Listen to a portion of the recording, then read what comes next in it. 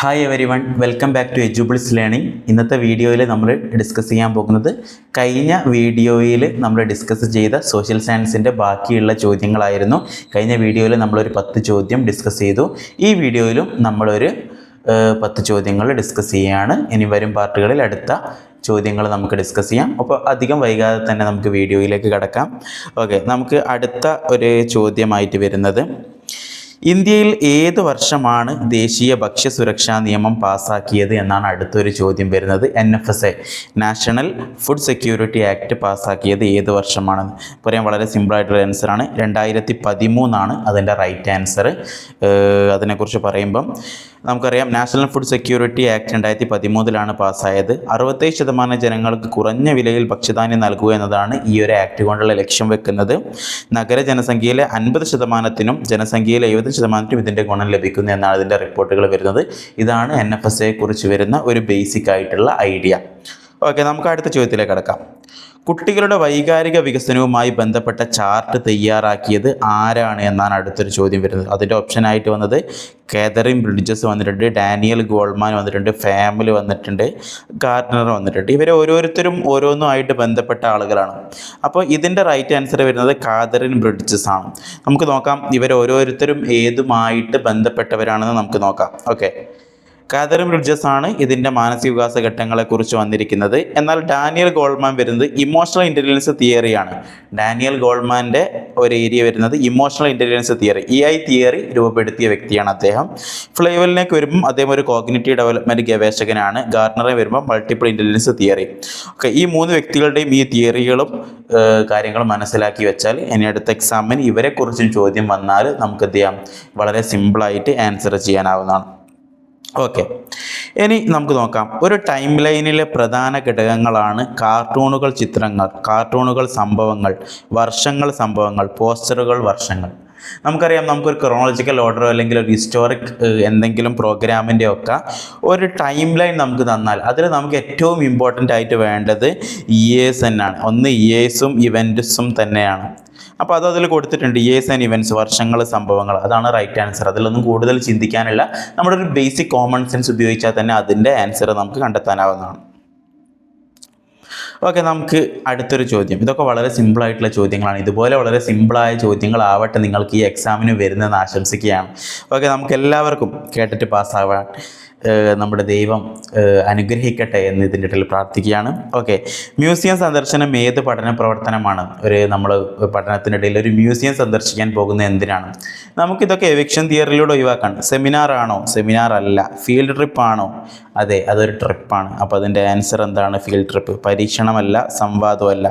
വളരെ സിമ്പിളായിട്ടൊരു ആൻസറാണ്. ഇതിനൊന്നും എന്തില്ല, കൂടുതലൊന്നും നിങ്ങളെ സമയം പാസ്സാക്കരുത്. 1 ടൈം റീഡിങ്ങിന് തന്നെ അത് ടിക്ക് ചെയ്ത് പോകേണ്ടതാണ്. ഓക്കെ, അടുത്തൊരു ചോദ്യം. കുട്ടിയുടെ സമൂഹശാസ്ത്ര മനോഭാവം വ്യക്തമായി മനസ്സിലാക്കുന്ന ഏറ്റവും ഉപയോഗപ്രദമായത് ഏത്? ഒരു കുട്ടിയുടെ എന്താണ് സോഷ്യൽ ആറ്റിറ്റ്യൂഡ് മനസ്സിലാക്കാൻ ഏറ്റവും നല്ല മീഡിയം ഏതാണ് എന്നാണ് ഇവിടുത്തെ യൂസ്ഫുൾ ഏതാണെന്ന് ചോദിച്ചു. എഴുത്ത് പരീക്ഷയാണോ? നമുക്കൊരു എഴുത്ത് പരീക്ഷ കൊണ്ടൊരു കുട്ടിയുടെ സോഷ്യൽ ആറ്റിറ്റ്യൂഡ് നമുക്ക് മനസ്സിലാക്കാൻ സാധിക്കുമോ? ഇല്ല. നിരീക്ഷണം, ഒബ്സർവേഷന് കൊണ്ട് നമുക്കൊരു കുട്ടിയുടെ സോഷ്യൽ ആറ്റിറ്റ്യൂഡ് മനസ്സിലാക്കാൻ സാധിക്കും. ഒരു കുട്ടിയെ ഒരുപാട് നേരം നിരീക്ഷിക്കുന്നത് കൊണ്ട്? യെസ്, ഓഫ് കോഴ്സ്, നിരീക്ഷണം കൊണ്ട് പറ്റും. സെമിനാർ കൊണ്ട് പറ്റുമോ? ഇല്ല. ഗൃഹപാഠം കൊണ്ട്, ഹോംവർക്ക് കൊടുത്താൽ കുട്ടിയുടെ സോഷ്യൽ ആറ്റിറ്റ്യൂഡ് നമുക്ക് മനസ്സിലാക്കാൻ പറ്റുമോ? ഇല്ല. അതിൻ്റെ റൈറ്റ് ആൻസർ നിരീക്ഷണം തന്നെയാണ്. ഇനി അടുത്തത്, സ്മരിക്കുക എന്നത് സ്പഷ്ടീകരണമായിട്ട് വരുന്നത്. ഓക്കെ, ഇത് മലയാളം വായിക്കുമ്പോൾ അധികൾക്ക് മനസ്സിലാക്കണം. ഇതിൻ്റെ ഇംഗ്ലീഷ്, അങ്ങനെ മലയാളം വായിച്ചിട്ട് നിങ്ങൾക്ക് മനസ്സിലാക്കാത്ത ചോദ്യങ്ങൾ ഇംഗ്ലീഷ് വായിച്ച് നോക്കിയാൽ മതി. റീകാൾസ് ഏതിൻ്റെ താഴെ വരുന്ന സ്പെസിഫിക്കേഷനാണ് എന്നാണ്.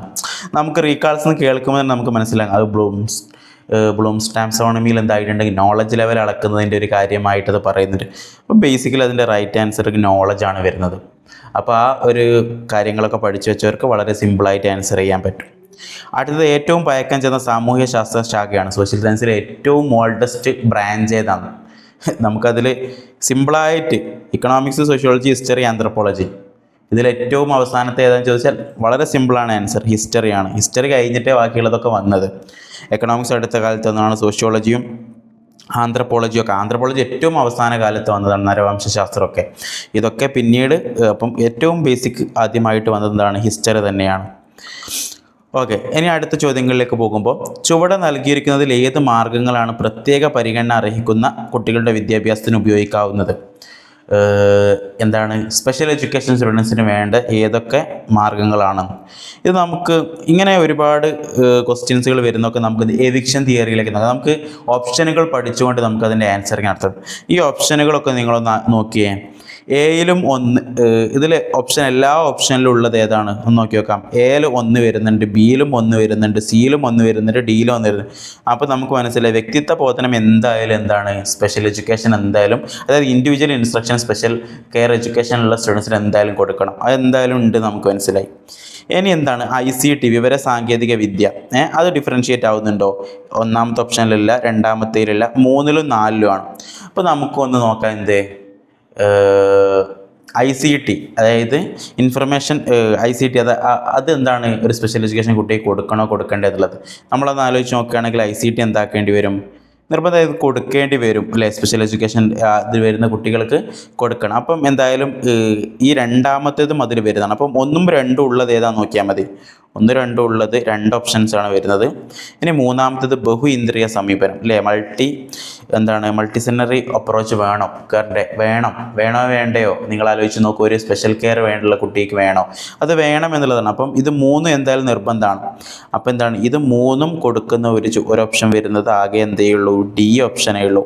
അപ്പോൾ റൈറ്റ് ആൻസർ ആയിട്ട് ഡി ആയിരിക്കും വരിക. ഡി ആണ് റൈറ്റ് ആൻസർ ആയിട്ട് വരുന്നത്. കാരണം ലെക്ചറിങ് കൊണ്ട് എന്തായിട്ടില്ല, ഒരു പക്ഷേ ആ കുട്ടിക്ക് ലഭിക്കില്ല. അപ്പോൾ ലെക്ചറിങ് മാത്രമായിട്ടും കാര്യമില്ല.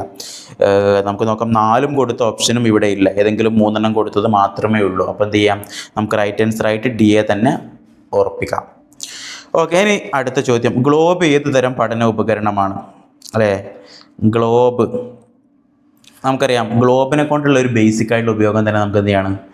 ഗ്ലോബ് ഉപയോഗിക്കുന്നതിന് ഒരു 3D, അതായത് മുഴുവൻ ഭാഗങ്ങളിലേക്കും 360 റൊട്ടേഷൻ ഏത് ഭാഗത്തേക്കും നമുക്ക് മനസ്സിലാക്കാൻ വേണ്ടിയിട്ടാണ്. അപ്പോൾ മിക്കവാറും എന്താണ് ഗ്ലോബ് ഒരു 3D എയ്ഡാണ്. നമുക്കതിൻ്റെ വിശദീകരണങ്ങളിലേക്ക് നോക്കാം. ഗ്ലോബ് എപ്പോഴാണ് ത്രിമാന അധ്യാപനം സഹായിക്കുന്നതാണ്. കാരണം അതിന് ഉയരവും വീതിയും ആയവും 3ഉം ഉണ്ട്. ഗ്രാഫിക് എയ്ഡായിട്ട് നമുക്ക് ചാർട്ടും ചിത്രവും ഗ്രാഫും വരുത്താം. ഡിസ്പ്ലേഡ് ആയിട്ട് ബോർഡുകൾ കാർഡുകൾ വെക്കാം. പ്രൊജക്റ്റഡ് എയ്ഡായിട്ട് സ്ലൈഡ് പ്രൊജക്ടർ OSP വെക്കാം. ഇതൊന്നും അല്ലാത്ത ഗ്രാഫിക് എയ്ഡും ഡിസ്പ്ലേഡും പ്രൊജക്റ്റ് എയ്ഡും അല്ലാത്തതാണ്. ഗ്രാഫിക് എയ്ഡ് അല്ല, ഡിസ്പ്ലേഡ് അല്ല, പ്രൊജക്റ്റഡ് അല്ല, 3D എയ്ഡാണ് ഗ്ലോബ് വരുന്നത്. അപ്പോൾ റൈറ്റ് ആൻസർ ആയിട്ട് വരുന്നത് 3D എയ്ഡാണ്.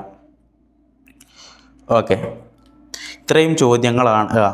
ഇനിയും ചോദ്യങ്ങൾ വരുന്നുണ്ട്. ഓക്കെ, ചുവടെ നൽകിയ പഠന വൈകല്യത്തിൽ പെടുന്നത് ഏതാണ്? ഡിസ്ലെക്സിയ, ഓട്ടിസം, ബുദ്ധിമാന്ദ്യം, കാഴ്ച വൈകല്യം. ഓക്കെ, ഇതിൻ്റെ ഇവിടെ വരുന്നത് ലേണിംഗ് ഡിഫിക്കൽട്ടി ആയിട്ട് വരുന്നത് ഡിസ്ലെക്സിയാണ്. വളരെ സിമ്പിളായിട്ടുള്ളതാണ്. കുട്ടിക്ക് എഴുതാനും വായിക്കാനും തിരിച്ചറിയാനും ഇല്ലാത്ത കഴിവ്, ആ ഒരു വൈകല്യത്തെയാണ് ഡിസ്ലെക്സിയ. അത് ബേസിക്കലി ലേണിംഗ് ഡിഫിക്കൽട്ടിയാണ്. നമുക്ക് ഒരുപാട് ആളുകൾക്ക് എന്ത് ചെയ്യും? മനസ്സിലാകും. ഓക്കെ, അത് റൈറ്റ് ആൻസർ അതാണ്. പ്രതിഭാധനരായ കുട്ടികളെ സംബന്ധിച്ച് ഏറ്റവും അനുയോജ്യമായത് ഏത്? ഇതിലേതാണ് ഒരു ഗിഫ്റ്റഡ് ആയിട്ടുള്ള സ്റ്റുഡൻസിന് ഏറ്റവും അപ്രോപ്രിയേറ്റ് ആയത്? അതായത് doing activities given in the text ബുക്കിൽ നൽകിയ ഒരു കാര്യമാണോ, ചെയ്യാനാണോ അതിന് ഏറ്റവും അപ്രോപ്രിയേറ്റ്? അതിനപ്പുറമൊക്കെ ആ കുട്ടിക്ക് കഴിയും. Answer the question posted by teacher post ചെയ്ത ക്വസ്റ്റ്യൻസുകളൊക്കെ ആൻസർ ചെയ്യുക, അതിനും അപ്പുറം ആ കുട്ടിക്ക് കഴിയും. പിന്നെ write a dramatisation script for the lesson study, പഠിക്കാനുള്ള പാഠത്തിൻ്റെ നാടകീകരിച്ച സ്ക്രിപ്റ്റ് തയ്യാറാക്കുന്നു അല്ലേ? അതാണോ അത്രയും അപ്രോപ്രിയേറ്റ്? അതിനെ അപ്രോപ്രിയേറ്റ് ഉണ്ടോ എന്ന് നമുക്ക് നോക്കാം. Write a report of seminar held on the ക്ലാസ്സിൽ നടന്ന സെമിനാറിന് ഒരു റിപ്പോർട്ട് തയ്യാറാക്കുക. ഇതായിരിക്കും ഒരുപക്ഷെ എന്ത് ചെയ്യാം ഒരു ഗിഫ്റ്റഡ് സ്റ്റുഡൻസിന് ഏറ്റവും അപ്രോപ്രിയേറ്റ് ആയിട്ടുണ്ടാവുക. കാരണം ആ കുട്ടിക്ക് എന്ത് ചെയ്യാം, ക്ലാസ്സിൽ ഏറ്റവും പ്രതിഭാധനനായ കുട്ടിയാണെങ്കിൽ ആ ക്ലാസ്സിൽ നടന്ന സംഭവങ്ങളൊക്കെ എന്ത് ചെയ്യാം ആ കുട്ടിക്ക് റീകാൾ ചെയ്യാനും അതിൻ്റെ ഒരു റിപ്പോർട്ട് സമർപ്പിക്കാനും കഴിയും. ഇതായിരിക്കും അതിൻ്റെ റൈറ്റ് ആൻസർ ആയിട്ട് വരുന്നത്. കാരണം നോക്കൂ, ഗിഫ്റ്റഡ് സ്റ്റുഡൻസ് സാധാരണ പ്രവർത്തനങ്ങളിൽ നിന്നും കൂടുതലായി ക്രിയേറ്റീവ് ആൻഡ് ചാലഞ്ചിങ് ആക്ടിവിറ്റീസ് ചെയ്യുന്നവരാണ്. അപ്പോൾ ടെക്സ്റ്റ് ബുക്ക് ആക്ടിവിറ്റീസ് സാധാരണ വിദ്യാർത്ഥികൾക്കാണ്. ടീച്ചർ ക്വസ്റ്റ്യൻ ആൻസർ ചെയ്യുക താഴ്ന്ന തരത്തിലാണ്. ഇത് ക്രിയേറ്റീവ് ആണെങ്കിലും ഗിഫ്റ്റഡ് സ്റ്റുഡൻസിന് അത്ര ചാലഞ്ച് ചെയ്യുന്നില്ല ഈ ഒരു സ്ക്രിപ്റ്റ് റൈറ്റിംഗ് എന്ന് വരുന്നത്. അപ്പം സെമിനാർ റിപ്പോർട്ട് എന്നുള്ളത് ഉയർന്ന തലത്തിലുള്ള ചിന്തകൾക്ക്, വിശകലനത്തിന്, ലാംഗ്വേജ് സ്കില്ലിന് എല്ലാം ഉപയോഗിക്കണം. അപ്പോഴാണ് ഗിഫ്റ്റഡ് സ്റ്റുഡൻസിന് ഏറ്റവും അനുയോജ്യമായിട്ട് വരുന്നത്. അപ്പോൾ റൈറ്റ് ആൻസർ ആയിട്ട് വരുന്നത് കുട്ടികൾക്ക് ഏറ്റവും അനുയോജ്യമായിട്ടുള്ള ഒരു ഓപ്ഷനായിട്ട് തന്നെയാണ് ഇതിനെ നമുക്ക് മനസ്സിലാക്കാൻ കഴിയുന്നത്. ഓക്കെ, നമുക്കെന്ത് ചെയ്യാം, ഇനി ഇത്രയും ചോദ്യങ്ങളാണ് നമ്മൾ ഇന്ന് ഈ സെഷനിൽ ഡിസ്കസ് ചെയ്യുന്നത്. അപ്പം ഈ ഒരു 10 ചോദ്യങ്ങൾ എല്ലാവർക്കും ഉപകാരപ്പെട്ടു എന്ന് വിചാരിക്കുന്നു.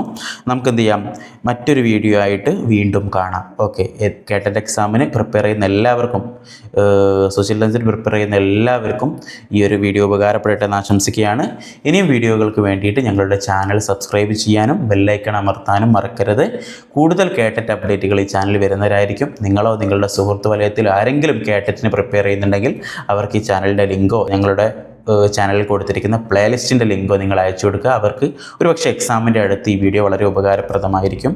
ഇതോടെ ഈ വീഡിയോ അവസാനിപ്പിക്കുന്നു. നന്ദി. Thank you for watching.